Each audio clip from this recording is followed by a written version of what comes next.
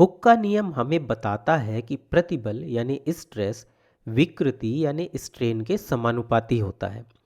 लेकिन यह नियम केवल प्रत्यास्थ सीमा यानी इलास्टिक लिमिट के भीतर ही लागू होता है। इसलिए स्वाभाविक प्रश्न यह है कि जब हम इस प्रत्यास्थ सीमा से आगे जाते हैं तो क्या होता है। कहने का मतलब है कि हम जानते हैं कि अब यहाँ हुक का नियम काम नहीं करेगा, इस सीमा के आगे हुक का नियम काम नहीं करेगा, लेकिन यहाँ पर पदार्थ में क्या परिवर्तन होगा, यही हम इस वीडियो में समझेंगे। लेकिन आगे बढ़ने से पहले यदि आप हुक के नियम और प्रतिबल एवं विकृति के बारे में विस्तार से समझना चाहते हैं तो मेरा सुझाव है कि पहले आप हमारा पिछला वीडियो देख लें जिसमें हमने इनकी चर्चा की है। ठीक है, तो चलिए समझते हैं कि जब हम प्रत्यास्थ सीमा से आगे जाते हैं तो पदार्थ में क्या परिवर्तन होता है। इसे समझने का एक आसान तरीका इसका ग्राफ होता है जिसे प्रतिबल विकृति वक्र कहा जाता है, स्ट्रेस स्ट्रेन कर्व कहा जाता है। इस ग्राफ में y अक्ष पर हम प्रतिबल यानी स्ट्रेस को दर्शाते हैं और x अक्ष पर विकृति यानी स्ट्रेन को दर्शाते हैं। लेकिन ध्यान रखें कि यह ग्राफ कैसा बनेगा, यह दो चीज़ों पर निर्भर करता है। पहली यह कि हम किस पदार्थ को ले रहे हैं और दूसरी यह कि हम किस प्रकार के प्रतिबल की चर्चा कर रहे हैं, क्योंकि ऐसे कई तरीके हैं जिनसे हम पदार्थ में प्रतिबल उत्पन्न कर सकते हैं। जैसे हम पदार्थ को लंबाई में खींच सकते हैं या उसे संपीड़ित भी कर सकते हैं। इसके अलावा प्रतिबल उत्पन्न करने के कई और भी तरीके हैं। तो इन्हीं दो चीज़ों पर ग्राफ की आकृति निर्भर करती है। चलिए इस वीडियो में हम स्टील और उसमें तनन प्रतिबल यानी टेंसाइल स्ट्रेस को लेकर इसे समझने का प्रयास करते हैं।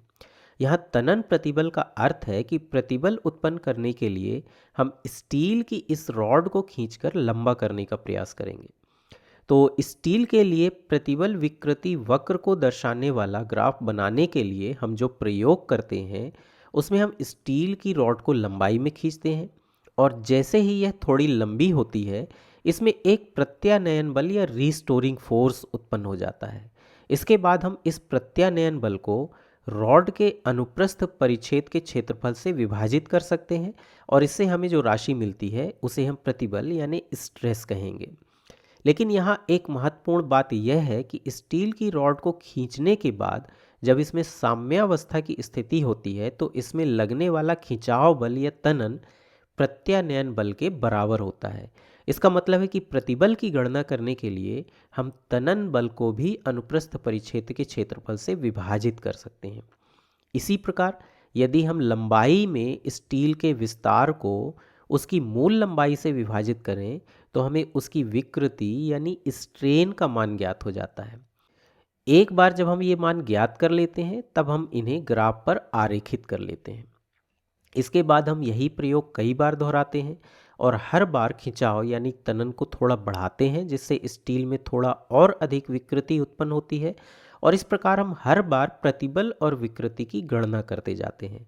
अंत में जब हम इन कई चरणों में प्राप्त हुए सभी मानों को ग्राफ में आरेखित करते हैं तो हमें स्टील के लिए प्रतिबल विकृति वक्र मिल जाता है। यह ग्राफ में हमें कुछ इस तरह दिखाई देता है। अब चलिए समझते हैं कि यह ग्राफ हमें क्या बताता है। तो जब भी हम ग्राफ में किसी विशेष बिंदु पर होते हैं तो यह उत्पन्न विकृति की मात्रा होती है और यह प्रतिबल की मात्रा होती है। उदाहरण के लिए यदि हम इस बिंदु पर हैं तो इसका मतलब है कि यह विकृति है और यह प्रतिबल है।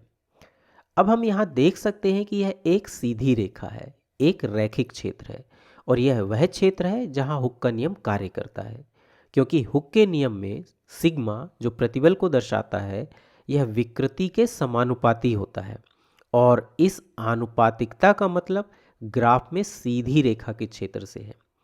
लेकिन यह सीधी रेखा थोड़ा आगे जाकर इस बिंदु पर समाप्त हो जाती है। मान लीजिए कि यह बिंदु ए है। इस बिंदु के आगे यह एक सीधी रेखा नहीं है, जिसका अर्थ है कि इस बिंदु के आगे हुक का नियम कार्य नहीं कर रहा है, यानी बिंदु ए हुक के नियम की सीमा को निर्धारित करता है। ठीक है, तो मान लीजिए कि ग्राफ में अभी हम बिंदु ए पर हैं। अब यदि हम विकृति को और बढ़ा दें और इस बिंदु ए से आगे जाएं तो क्या होगा। हो सकता है कि आप सोचें कि अब स्टील स्थायी रूप से विरूपित हो जाएगा, स्थायी रूप से विकृत हो जाएगा, लेकिन वास्तव में ऐसा नहीं होता है। बल्कि इस बिंदु ए के आगे जाने पर भी प्रत्यास्थ क्षेत्र बना रहता है और यहाँ कहीं पर एक और बिंदु होता है जहाँ जाकर प्रत्यास्थ सीमा यानी इलास्टिक लिमिट समाप्त होती है। चलिए इस बिंदु को हम बिंदु बी मान लेते हैं। इसे पराभाव बिंदु या यील्ड पॉइंट भी कहा जाता है। तो इस प्रकार हम कह सकते हैं कि बिंदु ए और बिंदु बी के बीच हुक का नियम कार्य नहीं करता है, लेकिन हम अभी भी प्रत्यास्थ सीमा के भीतर ही होते हैं। इसका मतलब है कि यदि हम पदार्थ को इन दोनों बिंदुओं के बीच के किसी बिंदु तक खींचते या विकृत करते हैं और फिर विरूपक बल को मुक्त कर देते हैं तो पदार्थ अपनी मूल अवस्था में वापस चला जाएगा।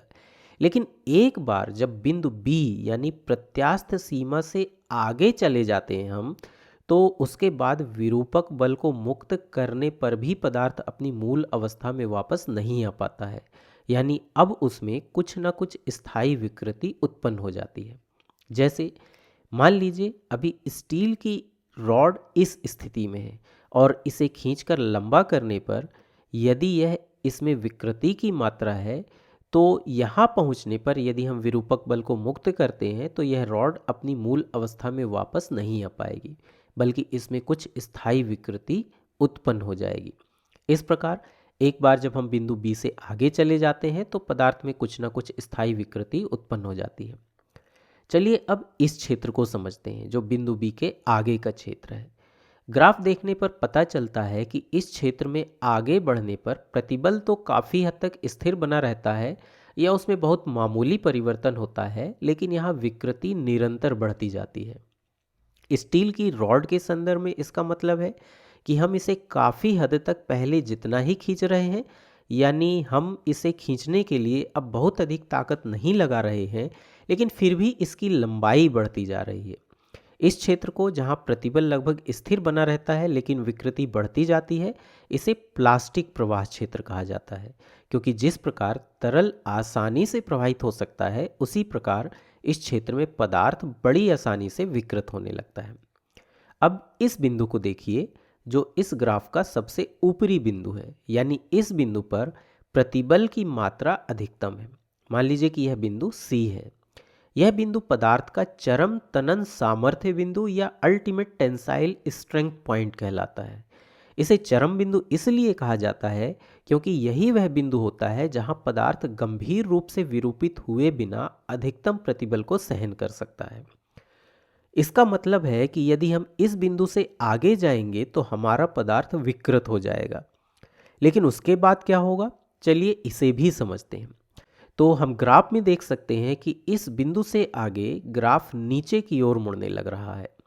इसका मतलब है कि इस बिंदु के आगे प्रतिबल वास्तव में घटने लगता है, लेकिन विकृति अभी भी बढ़ती जाती है। स्टील की रॉड के संदर्भ में समझें तो हम कह सकते हैं कि अब हम इसमें खिंचाव को तो कम कर रहे हैं, यानी इसे खींचने के लिए अब हम कम ताकत लगा रहे हैं, हम अपनी ताकत को घटा रहे हैं, फिर भी इसमें विकृति बढ़ती जा रही है। ऐसा क्यों होता है? इसे समझने के लिए मान लीजिए कि अभी हम इस बिंदु सी पर यानी स्टील के चरम तनन सामर्थ्य बिंदु पर हैं, और अब यदि हम इस बिंदु से आगे जाते हैं तो स्टील की रॉड में एक बिंदु पर इस तरह दरार उत्पन्न होने लगती है। किसी भी बिंदु पर हमें इस तरह की दरार देखने को मिलेगी और इस बिंदु से यह रॉड पतली होने लगती है, कमज़ोर होने लगती है, जिससे यहाँ पर इसके अनुप्रस्थ परिच्छेद का क्षेत्रफल घट जाता है। अब यदि हम इस भाग में प्रतिबल की गणना करें तो हम देखेंगे कि खिंचाव को घटाने पर भी यहाँ प्रतिबल वास्तव में बढ़ता जाता है। इसका कारण यह है कि इस भाग के अनुप्रस्थ परिच्छेद का क्षेत्रफल कम हो गया है। इस भाग के अनुप्रस्थ परिच्छेद का क्षेत्रफल घटने के कारण अब विकृति पूरी तरह से इसी भाग में केंद्रित हो जाती है। इसका मतलब है जैसे जैसे हम बिंदु सी यानी चरम तनन सामर्थ्य बिंदु के आगे बढ़ते जाते हैं, वैसे वैसे इस भाग में प्रतिबल भी बढ़ता जाता है और स्टील लंबा होता जाता है, जिससे यह भाग और अधिक छोटा और पतला होता जाता है और अंततः एक बिंदु पर आकर स्टील की रॉड इस भाग से टूट जाती है। मान लीजिए कि यह बिंदु डी है। इसे हम विभंजन बिंदु या फ्रैक्चर पॉइंट कहते हैं। तो इस प्रकार स्पष्ट है कि जब हम प्रत्यास्थ सीमा या इलास्टिक लिमिट से आगे बढ़ते हैं तो विभंजन बिंदु पर आकर स्टील टूट जाता है।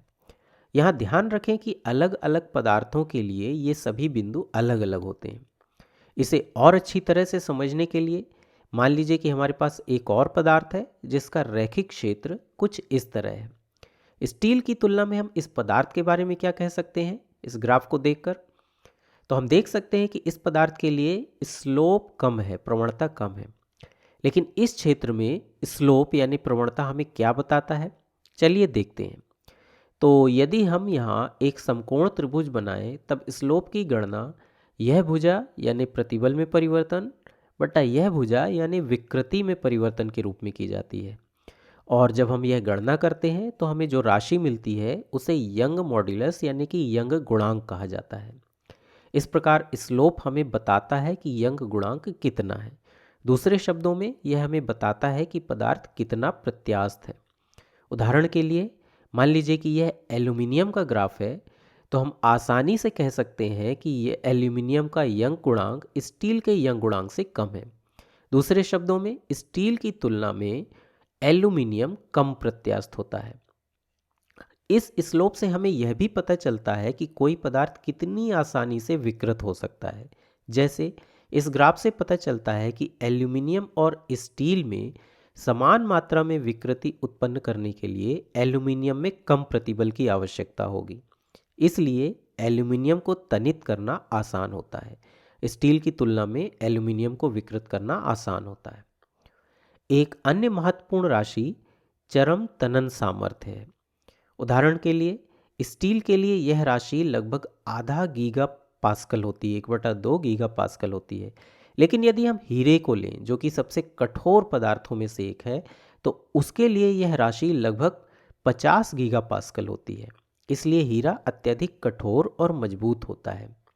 इस प्रकार चरम तनन सामर्थ्य भी एक ऐसी राशि है जो इंजीनियरों के लिए यह समझने के लिए बहुत उपयोगी होती है कि कोई पदार्थ कितना मजबूत है। अब ग्राफ में एक अन्य प्रमुख क्षेत्र ये वाला क्षेत्र है जहाँ प्रतिबल काफ़ी हद तक स्थिर रहता है लेकिन विकृति निरंतर बढ़ती जाती है, यानी प्लास्टिक प्रवाह क्षेत्र। यदि हम सोने जैसे धातु की बात करें तो इसका प्लास्टिक प्रवाह क्षेत्र काफ़ी विस्तृत होता है। लेकिन इससे हमें क्या पता चलता है? इससे हमें पता चलता है कि सोने का विभंजन यानी फ्रैक्चर होने से पहले इस धातु को काफ़ी अधिक विकृत या विरूपित किया जा सकता है। यहाँ तक कि यदि हम 1 ग्राम सोने को विभंजन बिंदु तक पहुँचने से पहले खींचें तो लगभग 2.5 किलोमीटर लंबे तंतु में इसे बदल सकते हैं। ऐसे पदार्थ जिनका प्लास्टिक प्रवाह क्षेत्र अत्यधिक विस्तृत होता है, जिनमें बिंदु सी और बिंदु डी बहुत दूर दूर होते हैं, हम उन्हें तन्य या डक्टाइल मटेरियल कहते हैं। तन्य पदार्थ या डक्टाइल मटेरियल कहते हैं। तो इस प्रकार सोना बहुत अधिक तन्य होता है और इसी तरह प्लेटिनम धातु भी अत्यधिक तन्य होती है। वहीं दूसरी ओर कुछ पदार्थ इसके बिल्कुल विपरीत होते हैं और उनका प्लास्टिक प्रवाह क्षेत्र अत्यधिक संकीर्ण होता है। इन पदार्थों में बिंदु बी, बिंदु सी और बिंदु डी ये सभी एक दूसरे के बहुत निकट होते हैं। ऐसे पदार्थों को भंगुर या ब्रिटल कहा जाता है।